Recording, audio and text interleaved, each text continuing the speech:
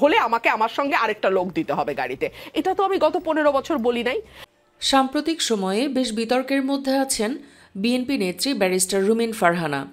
আওয়ামী স্টাইলে আগেই ভালো ছিলাম বলে মন্তব্য করে সমালোচনার শিকার হচ্ছেন তিনি। অনেকেই বলছেন রুমিন ফারহানা অতি সুশীলতা দেখাচ্ছেন। দলের বদনাম করার আগেই তাকে বিএনপি থেকে বহিষ্কার করা হোক। তবে কেবল একজন রুমিন ফারহানাই নন, বিএনপির বদনাম ঠেকাতে আরও কয়েকজন নেতাকেই অবসরে পাঠানো প্রয়োজন। চলুন একে একে তেমনি কয়েকজন সম্পর্কে জেনে নেওয়া যাক। মির্জা ফখরুল ইসলাম আলমগীর। কেউ কেউ হয়তো মির্জা ফখরুলের নাম শুনেই অবাক হয়ে যাচ্ছেন, ভাবছেন যিনি বিএনপির মহাসচিবের পদে আছেন তাকে কিভাবে অবসরে পাঠানোর কথা বলছি। আসলে না বলে উপায় নেই, কারণ বয়স্ক এই মানুষটা এখন যা তা বক্তব্য করেন তাতে তিনি নব্য ওবায়দুল কাদের উপাধি লাভ করেছেন। তার উল্টাপাল্টা মন্তব্য ডোবাচ্ছে গোটা বিএনপিকে, অথচ বিএনপির সর্বকালের সেরা মহাসচিব বলা হয়ে থাকে মির্জা ফখরুল ইসলাম আলমগীরকে। 2011 সাল থেকে তিনি দলটির মহাসচিবের দায়িত্বে আছেন। দীর্ঘ এই কঠিন সময়ে আওয়ামী রক্তচক্ষু উপেক্ষা করে খালেদা জিয়া এবং তারেকের অবর্তমানে তিনি দিকহারা দলটিকে নেতৃত্ব দিয়েছেন। তবে সমালোচনাও আছে। এক যুগেরও বেশি সময়ে তিনি উল্লেখযোগ্য কোনো আন্দোলন কিংবা বিএনপির সুদিন ফেরাতে পারেননি।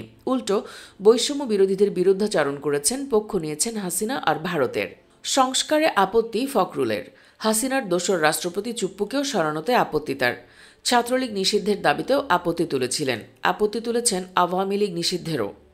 এছাড়াও 72-এর সংবিধান বাতিলে আপত্তি, 6 জুলাই বিপ্লবের ঘোষণাপত্র নিয়ে আপত্তি, জাতীয় পার্টিকে ফ্যাসিস্ট মানতে আপত্তি, চিন্ময়কে গ্রেফতার এবং ইসকনকে নিষিদ্ধে আপত্তি, প্রথম আলো ডেইলি স্টারের পক্ষ নেওয়া থেকে শুরু করে মির্জা ফখরুল ক্রমেই জনমানুষের কাছে ঘৃণার পাত্রে পরিণত হচ্ছেন। তাই অনেকের মতে ফখরুল সাহেবকে বয়স্কজনিত কারণে অবসরে পাঠানো উচিত। রুহুল কবির রিজভী। বিএনপির ইজ্জতহানির কারণ হতে পারেন দলটির যুগ্ম মহাসচিব রুহুল কবির রিজভীও।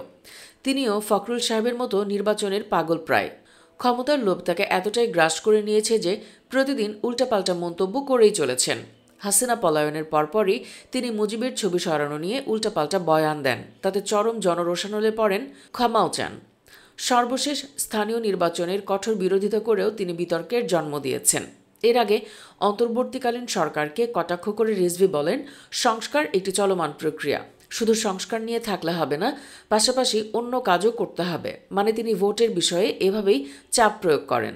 এর পাশাপাশি তিনি জামায়াত ও ইসলামেরও বিপক্ষে নেমেছেন। 28 জানুয়ারি তিনি বলেন, সমগ্র শিক্ষা প্রতিষ্ঠানগুলোকে নাকি জামাতিকরণ করা হয়েছে। এটাকে অত্যন্ত ভয়ঙ্কর বিষয় বলেও মন্তব্য করেছেন। এছাড়াও অন্তর্বর্তী সরকার জামায়াত সমর্থিত সরকার কিনা তা নিয়েও অবান্তর প্রশ্ন রুহুল কবির রিজভীর। বলেন, বর্তমানে দেশের শিক্ষা ও স্বাস্থ্য মন্ত্রণালয় জামায়াতের নিয়ন্ত্রণে চলছে। এখানেই শেষ নয়, 1/11-এর ভয় দেখিয়ে নাকি ইউনূস সরকার বিএনপির সমর্থন নিতে চায়, এমন বিতর্কিত মন্তব্যও করেন তিনি। সব মিলিয়ে রিজভী ধীরে ধীরে মানুষের সমর্থন হারাচ্ছেন। অনেক বিএনপি নেতারাও তলে তলে তার অবসর চাচ্ছেন। শামসুজ্জামান দুদু। বিএনপি নেতা এবং চুয়াডাঙ্গা 1 আসন থেকে দুবারের নির্বাচিত সাবেক সংসদ সদস্য শামসুজ্জামান দুদুকে হয়তো অনেকেই চেনেন। একসময় তিনি বিএনপির ভাইস চেয়ারম্যান হিসেবে দায়িত্ব পালন করেছেন। ইতিপূর্বে তিনি বাংলাদেশ জাতীয়তাবাদী কৃষক দলের সাধারণ সম্পাদক ও বিএনপির কৃষি বিষয়ক সম্পাদক এবং বিএনপি চেয়ারপারসনের উপদেষ্টা মনোনীত হন। এত অভিজ্ঞ একজন নেতা হয়েও দুদুর কথাবার্তায় লাগাম নেই। এরই মধ্যে তিনি জামায়াতে ইসলামের বিপক্ষে লেগে পড়েছেন, এমনকি আজহারি হুজুরেরও। সবচেয়ে অবাক করা বিষয়, তিনি আজহারি হুজুরকে সেই আওয়ামী স্টাইলেই আজহারি না মাজহারি বলে ব্যঙ্গ করেছেন।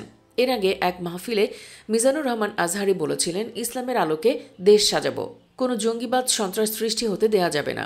15 বছরে দেশে প্রচুর লুটপাট হয়েছে। যখন অন্য দেশ উন্নয়নে ব্যস্ত, তখন আমাদের দেশের সরকার লুটপাটে মগ্ন। এক দল যায়, আরেক দল এসে লুটপাট চালায়। আমাদের কোরআনের আলোকে দেশ গড়তে হবে, তাতে গায়ে লেগে যায় দুদুর। সে আজহারি নামটাও ঠিক মতো নেয়নি, তাই অনেকেই তাকে দেখতে পারেন না। বিএনপি থেকে বহিষ্কারের কথাও বলেন। ফজলুর রহমান। বিএনপি চেয়ারপারসনের উপদেষ্টা ফজলুর রহমানেরও ওয়াজ মাহফিল নিয়ে ভীষণ সমস্যা। আজহারির বিরুদ্ধাচরণ করতে গিয়ে এই নেতা সরাসরি ওয়াজ মাহফিলের বিরোধিতাই করেন। ফজলুর রহমান বলেন, পৃথিবীর কোনো দেশে এভাবে রাতের পর রাত ওয়াজ মাহফিল হয়? এখানেই শেষ নয়, যে ছাত্ররা দেশ থেকে হাসিনাকে তাড়ালো সেই ছাত্রদের নিয়েও কটূক্তি করেন ফজলুর রহমান। অনেকেই বলছেন, সুবিধাবাদী এই নেতা নির্বাচনের জন্য একেবারে পাগল হয়ে গেছেন। এছাড়া সংস্কারেরও বিরুদ্ধে দাঁড়িয়েছেন। ডক্টর ইউনূসকে কটূক্তি করে ফজলুর রহমান বলেন, নির্বাচনের কথা বললেই নাকি ইউনূস সরকার নতুন বউয়ের ভং ধরে। অথচ এই লোকের বেশ ভালো জনপ্রিয়তা ছিল একটা সময়, কারণ তিনি একজন বীর মুক্তিযোদ্ধা। একসময় আওয়ামী লীগের কেন্দ্রীয় নেতা ছিলেন তিনি। শুধু তাই নয়, কেন্দ্রীয় ছাত্রলীগের সেক্রেটারি ও সভাপতির দায়িত্ব পালন করেছেন। দীর্ঘদিন আওয়ামী লীগের রাজনীতি করে অবহেলার শিকার হয়ে পরবর্তীতে কৃষক শ্রমিক জনতা লীগে যোগ দেন। 2001 সালে বিএনপিতে যোগ দিয়ে কিশোরগঞ্জ জেলা শাখা সভাপতি পদ পান। বর্তমানে বিএনপি চেয়ারপারসনের উপদেষ্টা হয়েছেন তিনি। তিনি জনপ্রিয় বক্তা হিসেবে সব মহলে পরিচিত। তবু হুজুরদের পেছনে লেগে সে কেবল তার একার নয়, দলেরও সম্মান নষ্ট করছে। কামরুল হুদা। সাম্প্রতিক সময়ে প্রতিদিন শহীদ রাষ্ট্রপতি জিয়াউর রহমানের নাম নিলে বেহেশত নিশ্চিত বলে দাবি করে বিতর্কের জন্ম দেয় এই মূর্খ। 1 জানুয়ারি কুমিল্লার 14 গ্রামে জাতীয়তাবাদী ছাত্রদলের প্রতিষ্ঠা বার্ষিকীতে উপজেলা ও পৌরসভা ছাত্রদল আয়োজিত অনুষ্ঠানে এমন মন্তব্য করে সমালোচনার মুখে পড়ে কুমিল্লার 14 গ্রাম উপজেলা বিএনপির সভাপতি কামরুল হুদা। এ নিয়ে তখন সামাজিক যোগাযোগ মাধ্যমে ব্যাপক সমালোচনা হয়েছে।